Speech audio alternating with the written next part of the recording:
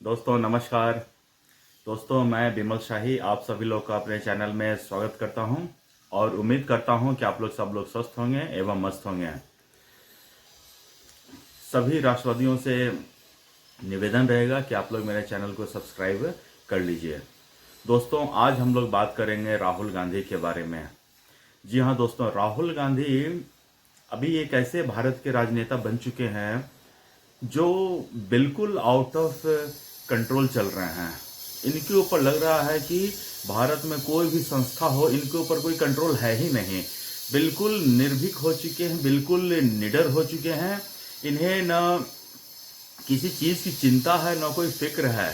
इनके मन में जो आता है सो बोलते हैं, इनके मन में जो आता है सो करते हैं।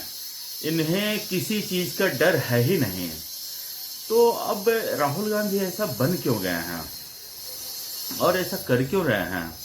दोस्तों अभी देखिए, अभी कुछ दिन पहले राहुल गांधी अमेरिका की यात्रा पर थे और अमेरिका की जो यात्रा थे तो वहाँ जो उनके राजनीतिक गुरु हैं सैम अंकल, दोस्तों आपको याद होगा अभी 2024 में जो लोकसभा का चुनाव था उसमें यही सैम पित्रोदा थे। उन्होंने भारत के लोगों का जो मतलब चमड़े के रंग के ऊपर कुछ उन्होंने टिप्पणी की थी कि भारत के लोग अलग अलग हिस्सों के लोग अलग अलग दूसरे देश के जैसे दिखते हैं।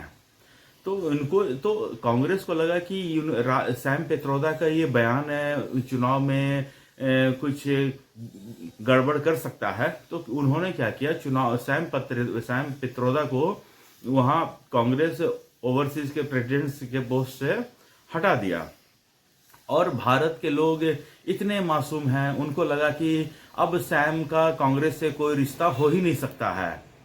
और भारत के लोगों ने राहुल गांधी की बातों में आके, उनकी झांसों में आके राहुल गांधी को अच्छा खासा सीट दे दिया, जो राहुल गांधी बिल्कुल डिजर्व नहीं करते हैं। राहुल गांधी 50 सीट के नीचे ही डिजर्व करते हैं। और राहुल गांधी को जब से 90 सीट मिला है, he is out of control. तो सैम पित्रोदा के कहने पे राहुल गांधी अमेरिका गए और बांग्लादेश में हो रहे हिंदुओं पर अत्याचार के बारे में, वहां पर एक पत्रकार हैं राहुल शर्मा, उन्होंने उनसे क्वेश्चन पूछ लिया। तो मतलब ऐसा क्या हुआ उस क्वेश्चन में कि राहुल गांधी को इतना खराब लग गया कि उन्होंने उस पत्रकार के साथ मार पिटाई की, उनके कैमरे छीने गए और उनका जो कुछ वीडियोस था वो सारा वीडियोस डिलीट किया गया। ऐसा क्या है राहुल गांधी इस क्वेश्चन में? राहुल गांधी सोचिए, समस्त जो राहुल गांधी है उनकी बहन है, फिलिस्तीन में होकर मुस्लिमों के ऊपर अत्याचार के ऊपर वो चिंता जता सकती हैं, लेकिन फिलिस्तीन और इंडिया का कोई लेना देना है ही नहीं। जबकि बांग्लादेश जो है भारत का नेबर कंट्री है। वहां पर अगर हो रहे हिंदुओं के ऊपर अत्याचार के बारे में अगर किसी मीडिया ने पूछ लिया, तो अगर राहुल गांधी को नहीं कहना था तो कह देते कि जी हमें उनके बारे में कोई बातचीत नहीं करनी है, हम हिंदुओं की फिक्र नहीं करते हैं। इतना सब बोलना था उनको, बात खत्म कर देते। लेकिन नहीं, राहुल गांधी एक ऐसे राजनेता बन चुके हैं जो दूसरों के बारे में जो मर्जी चाहे बोल सकते हैं, जो बोलना चाहे बोल सकते हैं। अभी इसी अमेरिका दौरे पर उन्होंने सिख समुदाय के बारे में जो कुछ बोला, सिख समुदाय काफी आहत है।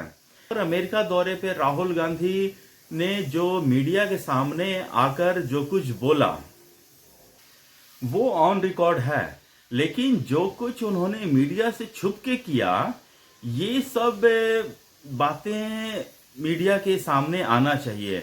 राहुल गांधी का दौरा था 3 दिनों का, लेकिन राहुल गांधी अमेरिका में रहकर आए 10 दिनों तक। राहुल गांधी इन 10 दिनों में किन किन लोगों से गुप्त तरीके से मिले हैं, इसकी सच्चाई सामने बाहर आनी चाहिए। अच्छा, इसी बीच क्या हुआ, भारतीय जनता पार्टी के एक सांसद हैं जो मंत्री भी हैं, उन्होंने एक बयान दे दिया कि राहुल गांधी भारत के दुश्मन नंबर 1 हैं, आतंकी नंबर 1 हैं। मुझे लगता है कि रवनीत सिंह बिट्टू उनका नाम है, वो पहले कांग्रेस के ही थे। तो उनका जो बयान है, मैं ये नहीं कह रहा हूँ सही है या गलत है, इसके ऊपर आकलन होना चाहिए। मुझे लगता है कि कांग्रेस के लोगों को एक मानहानि का केस करना चाहिए ताकि सच्चाई का पता चल सके, ताकि वो भी अपने तरफ से सबूत पेश करें कि हाँ राहुल गांधी आतंकवादी नहीं हैं, और रवनीत सिंह बिट्टू भी अपने तरफ से जो भी है वो पेश करेंगे कि हाँ उन्होंने रवनीत सिंह बिट्टू ने राहुल गांधी को आतंकवादी क्यों कहा।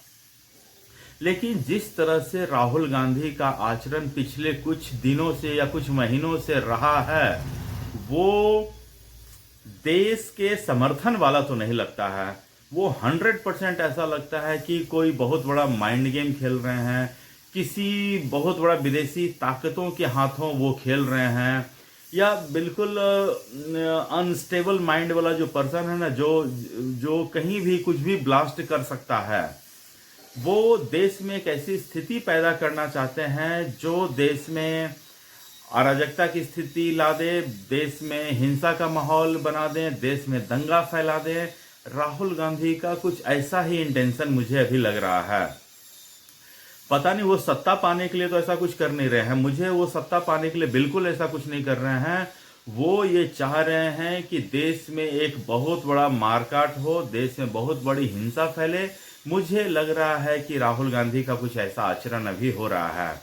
अच्छा, जब रवनीत बिट्टू ने राहुल गांधी को आतंकवादी कहा तो कांग्रेस को बड़ा दुख लगा। उन्हें लगा कि कोई राहुल गांधी के बारे में ऐसा कैसे बोल सकता है। क्यों भाई, राहुल गांधी दूसरे के बारे में जो मर्जी आए सो बोल सकता है, बस राहुल गांधी के बारे में कोई कुछ नहीं बोले। क्यों भाई, राहुल गांधी क्या है?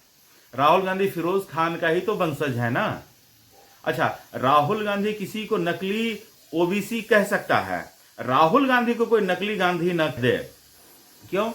अच्छा, कांग्रेसी वाले देखिए कितने बेशर्मी के साथ मीडिया पर आते हैं, कहते हैं कि फिरोज गांधी जो हैं वो महात्मा गांधी के बेटे हैं। अरे गधों, महात्मा गांधी का अपना बेटा कहां कहां ढनक रहा है इसका किसी को पता नहीं है। महात्मा गांधी के जितने बच्चे हैं सबका नाम कोई कांग्रेसी या राहुल गांधी गिन के बता नहीं सकते हैं कि उनके कितने बच्चे थे, उनके कितने बच्चे, उनका पोता सब क्या कर रहा है, ये किसी को पता नहीं। फिरोज खान बड़ा आगे महात्मा गांधी के बेटे थे। तो कांग्रेस का ये सदैव इतिहास रहा है कि दूसरों की जाति के बारे में, दूसरों का जो कमियां हैं उनको उजागर करो, कौन असली है कौन नकली है ये बताओ, कौन किस जाति के हैं ये तुम पूछो, लेकिन उनके बारे में कोई कुछ ना पूछ दे, उनके बारे में कोई सच्चाई ना बता दे, उनके बारे में कोई ये ना कह सके कि तुम नकली गांधी हो। तो अभी क्या हुआ, राहुल गांधी को आतंकी बोले जाने पर मल्लिकार्जुन खड़गे जो कांग्रेस के अध्यक्ष हैं, उन्होंने एक चिट्ठी लिखी प्रधानमंत्री मोदी को संबोधित करते हुए कि मोदी जी, आपके जो सांसद हैं वो ऐसा बोल रहे हैं, राहुल गांधी को आतंकी बोल रहे हैं। एक सांसद बोल रहे हैं कि राहुल गांधी की जीभ काट कर लाएगा उसको हम इतना इनाम देंगे। कोई राहुल गांधी की हत्या के बारे में बोल रहा है। तो पूरे कांग्रेस में तूफान मचा हुआ है कि राहुल गांधी के बारे में कोई ऐसा कैसे बोल सकता है। दोस्तों, जितना बुरा भला कांग्रेसियों ने प्रधानमंत्री मोदी के बारे में बोला है इसकी कोई गिनती नहीं है। यही राहुल गांधी है जो संसद में खड़े होकर कहे थे प्रधानमंत्री मोदी, लोग आपको डंडे से पीटेंगे। डंडे से पीटेंगे तो मतलब कि ये भी तो हुई हत्या वाली बात है। कांग्रेस के एक सांसद इमरान मसूद हैं, वो कहे थे कि मोदी तुम्हारे बोटी बोटी करके भेजूंगा। कांग्रेस उनको सर माथे पे चढ़ाते हैं। कांग्रेस के जब कोई भी हड़ताल होता है, कहीं भी कोई धरना प्रदर्शन करता है, उनका एक ही नारा चलता है, मोदी तेरी कब्र खुदेगी। राहुल गांधी का परदादा कब्र में सो रहा है तो क्या मोदी की भी कब्र खुदेगी? अरे जो मुसलमान होते वो कब्र में जाते हैं, ठीक है ना। तो कब्र में किसको जाना है ये सब जानते हैं। अच्छा, मैं इन सब बातों में नहीं पढ़ना चाहता हूं। तो ये लोग मोदी को गाली दे सकते हैं, नालायक कह सकते हैं, नाली का कीड़ा कह सकते हैं, मोदी तू मर जा कह सकते हैं, मौत का सौदागर कह सकते हैं, सैनिकों का अपमान कर सकते हैं। ये जितनी मर्जी जिसको गालियां देना चाहे, निकालना चाहे निकाल सकते हैं, बस इनको कोई गाली न दे दे। ये सूर्य पुत्र न है, ये सूरज के वंशज हैं, इनके ऊपर कोई उंगली उठाकर देख नहीं सकता है। तो दोस्तों, जो मल्लिकार्जुन खड़गे ने जो चिट्ठी लिखा है उसका बिंदुवार क्रमवार जवाब बीजेपी के अध्यक्ष जेपी नड्डा ने एक और चिट्ठी के माध्यम से दिया है। तो बीजेपी अभी जो है वो डिफेंसिव खेलने के मूड में मुझे दिख नहीं रही है।